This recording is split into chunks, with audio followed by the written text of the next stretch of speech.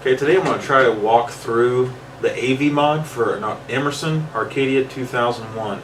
It's an extremely obscure console from the early 80s, about 82, 83. There's probably only about 50, 60 official US release games for it. Not a lot of them are any good. They're ports of lesser known arcade games. You can get on the wiki and find out what all was released. And an interesting fact about it is Emerson licensed the actual electronics all across the world, and there's over 30 different clones of this system from everywhere. They don't all use the same exact cartridge port though. I think there's a few. I think maybe the MPT-03 uses a different size or maybe even different pin number cartridge. So importing games may or may not work. I know in Canada the Arcadia is called the Leisure Vision. Another thing to note is there are multi-carts available out there. Most recently 511 Under on Atari Age has sold some, and I think he may still have some at this point, and will probably continue to make them as long as they are requested in the future. Probably around the $125 range, but you will get not only the US release games, but almost everything that was ever released for this console from all across the world, and even some really rare unreleased stuff. But again, not the most playable and amazing games ever. It is considered an 8-bit system, but you know, you're lucky to have the playability of an Atari 2600. But what is not really available out there is a documented AV mod. And I did one a couple years ago after a lot of trial and error. And what I'm going to do is dig into it and try to document it as much as I can. And maybe I'll post a schematic or something. I did send a PM to 511 Under. It's probably been 4 or 5 months ago now, and he turned around and posted that in his multi-cart thread. So the instructions are there, but it's not the same as actually seeing it done, so that's what I'm going to try to do today. Here's a little close-up of the console itself. The controllers are permanently connected to the console. Cartridge slot. The buttons are actually pretty nice. Nice solid feel to them. I have not cleaned this one. It's the nicest one I have actually, but I haven't actually opened it up and cleaned it or anything yet. And then you have your 9 feet worth of RF cord here. And what I'm going to do is use one of these adapters. See these all over eBay, but that goes onto the end of the RF cord, and then I plug that into the coax that goes straight into the tuner of my little LCD TV. And I believe this is the original AC adapter, but I can't be sure. It's a 12 volt DC 500 milliamp. We'll give it a shot. It does looks like it has a universal tip on it, so it may not be. I don't know. But being an Archer brand is probably an old Radio Shack or something like that. So anyway, I'll hook this up and turn it on and see what kind of video we get out of it. Okay, I've got this Alien Invaders cartridge in there. All I'm getting is a black and white picture. It actually has almost zero interference, but it might be a bad sign we're not getting color already. So what I'm going to do is I'm going to get another console here and see if I can actually get some color picture. Okay, different console, same problem, black and white, except I'm not getting any sound on this one, even if I reset and start it. At least the other one was giving me sound. Now, I do have a few other games here. I don't know if you've ever seen the difference between the cartridges. There's a tall one and a short one.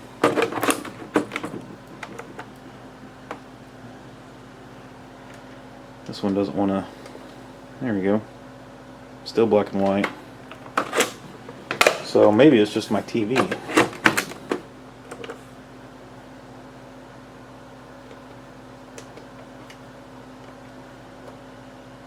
Yeah, I think it's just a TV. So anyway, I'll dig into the AV mod here. My tube TV, the Sony PVM, does not have a tuner, so I can't hook the RF straight up to that TV. Otherwise I would try it. So I'm going to go ahead and dig into the AV mod here, and then we'll try it again later. Okay, I caught a lucky break. I found the first console that I actually modified, and I've just got some wires sticking out the back going to the composite input of the Sony, and I do have a nice color picture.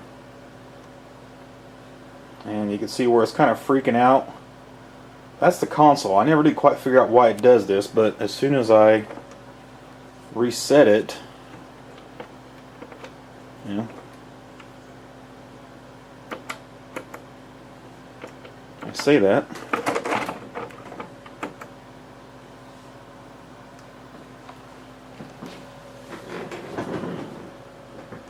Let's see if it does it again. It may not. It seems like once it warmed up a little bit, it was fine. And I believe I've already replaced all the capacitors in this. And a lot of the chips inside are socketed, and I already pulled all of them and reset them just to see if it was a bad connection somewhere. And yeah, it is freaking out again. Let me hit reset it this time. See, and it goes right away again. So that's some kind of other circuitry problem I'm not quite sure how to fix on this console just yet. The interesting thing is the RF is not hooked up anymore, but I get all kinds of image on the LCD TV. If I hit reset, see it goes back to the main screen. Yeah, kind of wild. Makes me wonder if this thing isn't radiating really badly. But it's properly grounded and everything. It just anyway. So this one's semi-done. I just haven't mounted the jacks or anything. Just wanted to hurry up and show that I do actually have one mostly done, and I do get a color image. But so let's dig in. Okay, I don't have any awesome video capture device for the computer yet, so you're going to have to suffer through this one a little bit. I just googled AV mod Arcadia 2001, and the first two results right here are from Atari Age. The first one is apparently a post I made almost 2 years ago, November 11, 2010, and I posted composite mod failed. So apparently at this point I still did not have it working, so it must have been sometime after that when I finally figured it out. And then the second result from Google was the thread about the AV mod for Arcadia 2001. It was not in the multi-cart thread like I thought. Somebody asked about AV mods for the Arcadia 2001. Apparently this guy bought the multi-cart from 511, and then 511 actually posts my personal message on this thread without my permission. Now, you know, this information I don't care about being public, but you know, just the fact that it was a PM, he should have asked permission from me to post it before he did. Anyway, this is another reason why I wanted to actually videotape how I do the AV mod, because he actually says in here that he has the Leisure Vision, which is the Canadian version, and it does not have silkscreen on the motherboard. So my directions right here are you know, to find resistor 40, resistor 42, resistor 22, stuff like that. And you do that by identifying the resistors through the silkscreen. The silkscreen actually says R40, R42 on the motherboard, but apparently the Laser Vision left that out. Okay, so enough of that. Let's open up the console here. I'm going to take a peek inside the one that I already AV modded. I forgot how difficult this was. A lot of wiring is attached to the top of the shell. Goes through the shielding, and there's the main board. You can see this cap, I've replaced that one. I'm going to say there was another one. Now there's one down here, I've replaced that one. And then 1, 2, 3, 4, 5. 5 of the chips have sockets, and I pulled all those and reset them. And of course I've looked at all the solder joints and did not find anything wrong. This is the one that's glitching out when it first starts up. Okay, right there is 2 wires going to 2 solder points on the board. Looks fairly easy, except what you don't see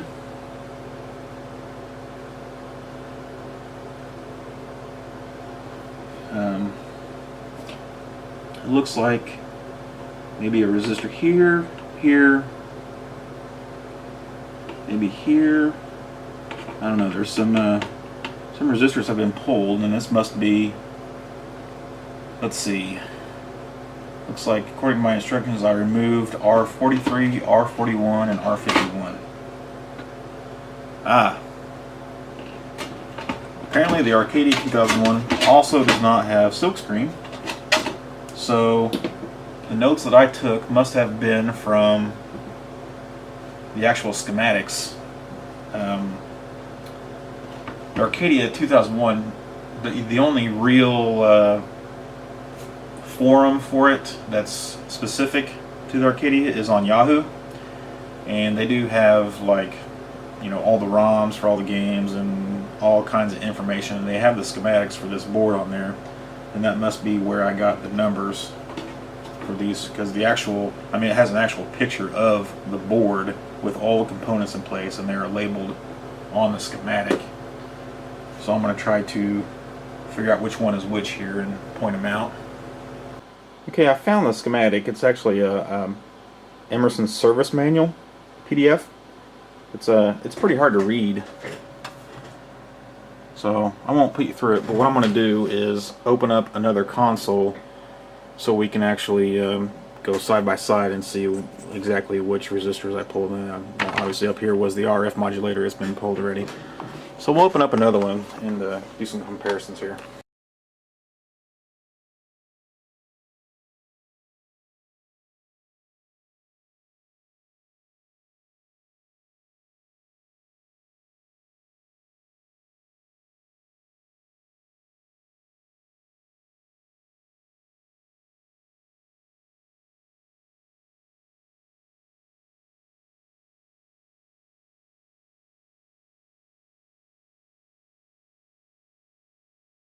Okay, so it was just the 6 screws. They're all the same length. Looks like I broke one. Part of the plastic post came off on this last one, but it looks like not the whole post broke. So if I can just get that last bit of plastic off the screw. Yeah. Still be able to reuse the screw, and it'll probably still screw down on what's left of that post.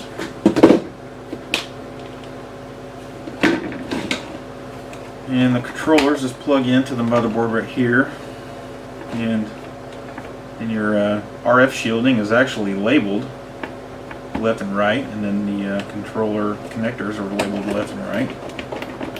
Make it easy to put back together.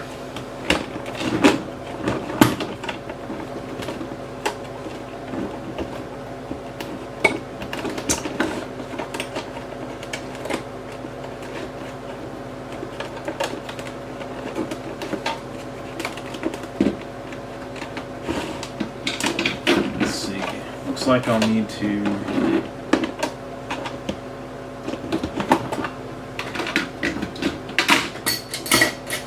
so we got 2 screws right here on either side of the cartridge port, maybe.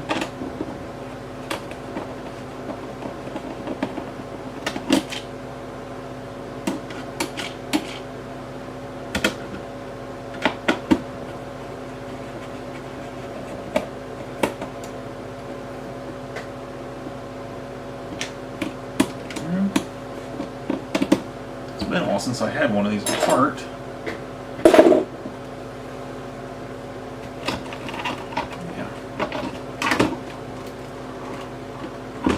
some metal threaded studs right here that these two screws attached to keep the motherboard attached to the top shelf.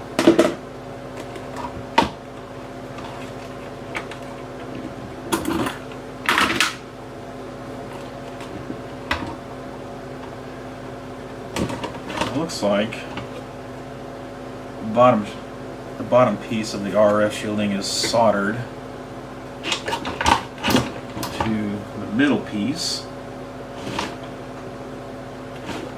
Definitely want to separate that. Another reason I keep this old X-Acto knife around with the dull curved blade is perfect for cutting through this stuff. It takes a lot of heat to actually undo those kinds of big solder connections. I'm going to zoom in on this one so you can get a good look at it. Yeah, right there, that's a big glob of solder. Another console famous for this is the TG16, but on the TG16 it's not actually soldered from the metal shielding to more metal, it's actually soldered. The tabs go through the motherboard, and then there's these little globs that go to some grounding plane, and they usually separate with a little bit of force. But usually you just kind of force your way through some of that solder.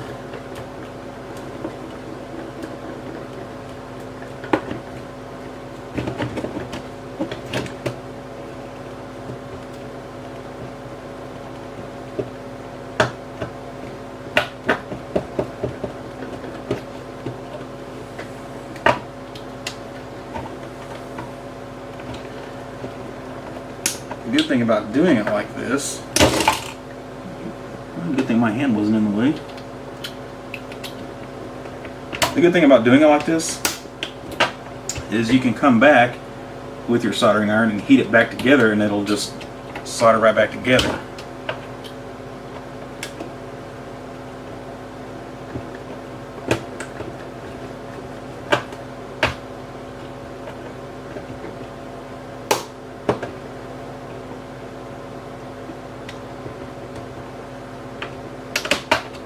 Okay, that one's separated. There's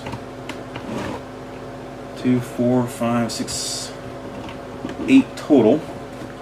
I'm going to turn the camera off while I do the rest, just in case I cut myself. I'm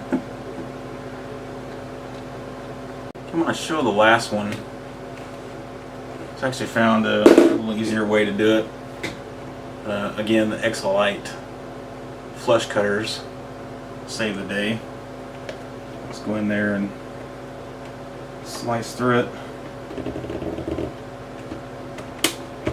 A little twist and it pops right up.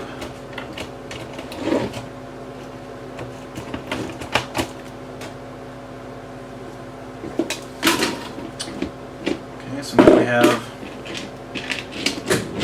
most of it exposed.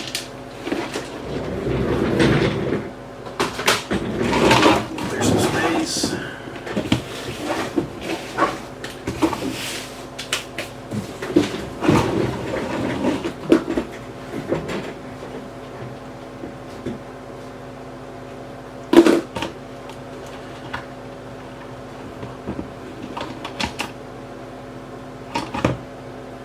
Oops, I guess there are, let's see, 1,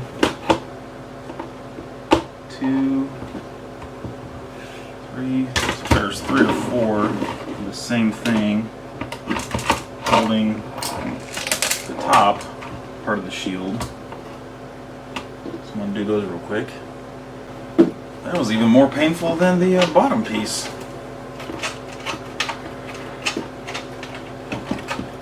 You got to deal with all these wires going through this little grommet.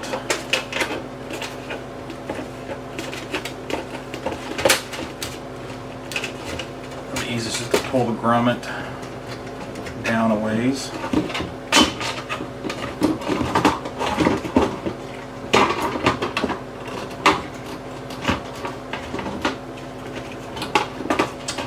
Just better access to the board here. There's a miscellaneous bolt. Figure that one out. Okay, so we can unplug. Well, I'd like to unplug the RF cord, but it's actually soldered to the RF module. That'll come off very easy.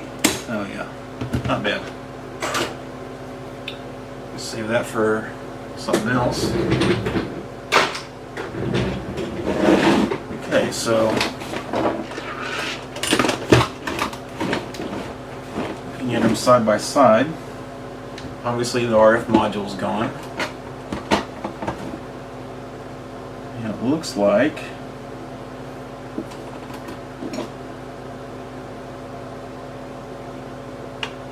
that resistor gets pulled. And then this resistor.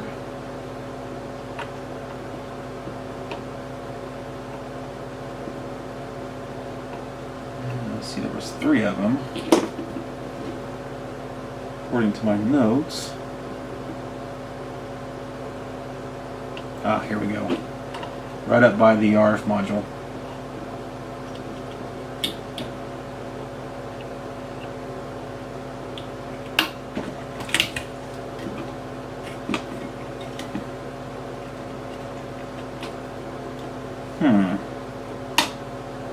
This one has another fairly large capacitor up by the cartridge connector. Maybe if I add that one back to this board, I can alleviate some of the glitching.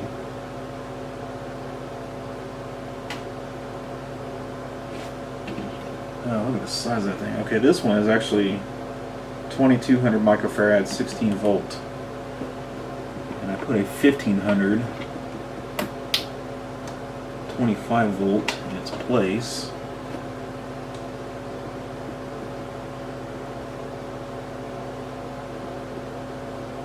It looks like that might be all we're really looking for.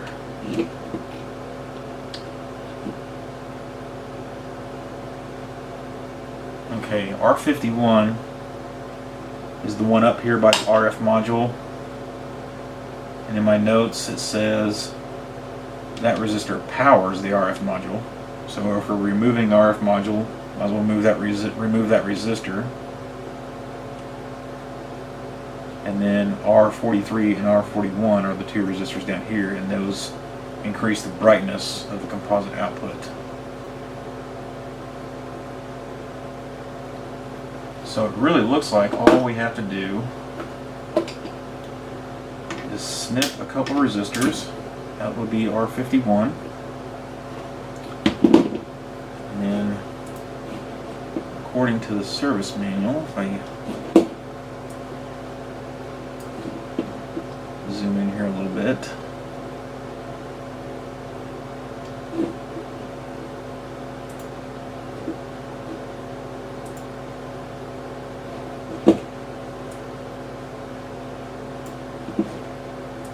we want R41 and R43. Okay, R43 would be the one up here. Got a lot of bridges, and then a resistor all the way out to the right by itself. That would be R43. It is like a 390 ohm. Orange, white, brown, yep. And then this one down here is R41, and it's a 330 orange, brown. Once those 3 are cut, I don't think it's really necessary to remove the RF module, but also wouldn't hurt it. And then to solder on the actual composite connector,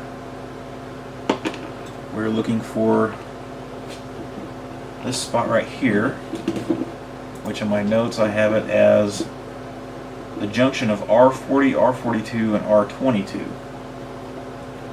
which will be that junction right there. Zoom in here.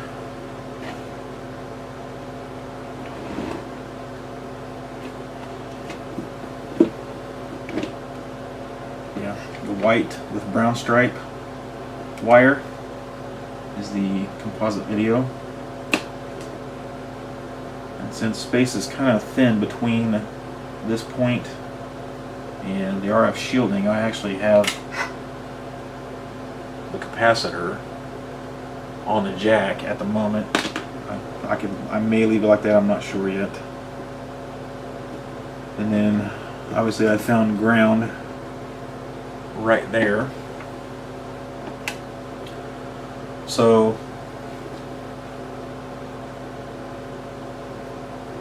one of the markings, this is about the only marking you can find on there, is where it says UAL.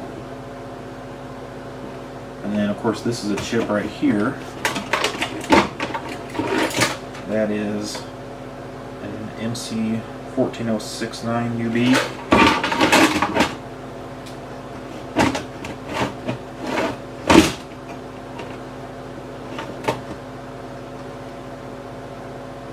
So it's not super easy to identify.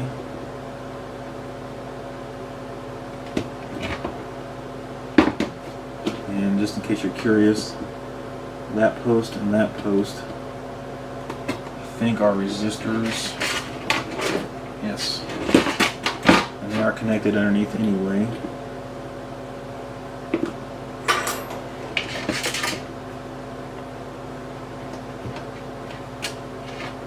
So you can see it.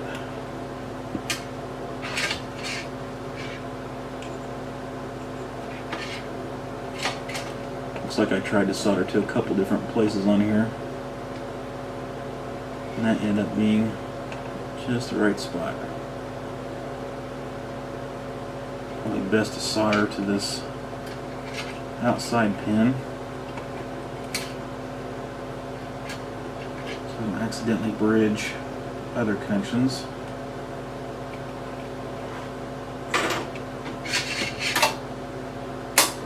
So that's how easy the composite video is, and the audio should be just as easy. Of course, the RF modulators will have composite video and audio input as well as power. It should be just as easy as connecting a wire from wherever the audio comes from straight to your RCA jack or jacks. You know, you can do the dual mono like I do on the top loaders.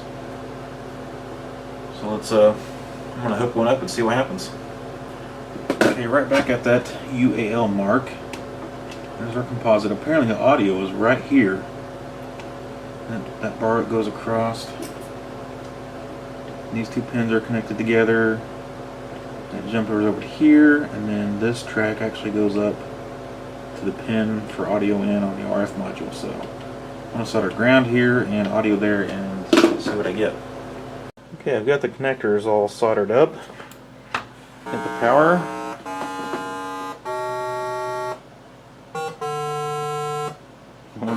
We've got sound. Still glitching out.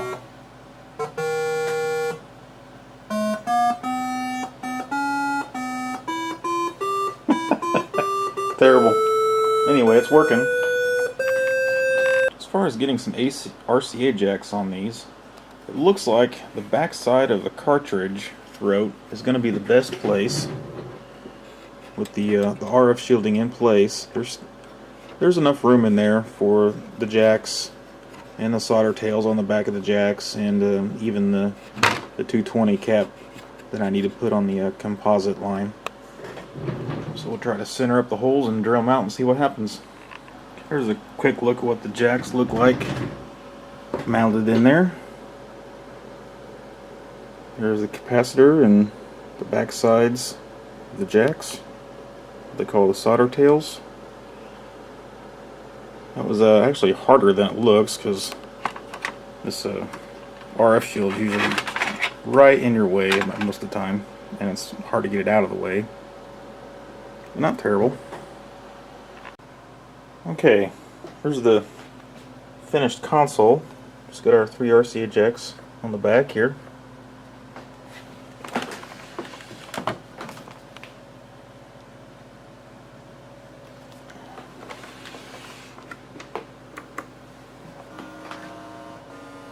Kind Kind of hard to get on camera, but that's about as good as it's going to get for 1982 console. Of course, this console is still glitching. Haven't figured that out yet. But we have dual mono sound and composite video output for just a few jacks, a few wires, and cut a few resistors, and that's it. It'd be a really super easy and cheap mod if it wasn't such a hassle to open up and get behind all the RF shielding and everything. But there you go.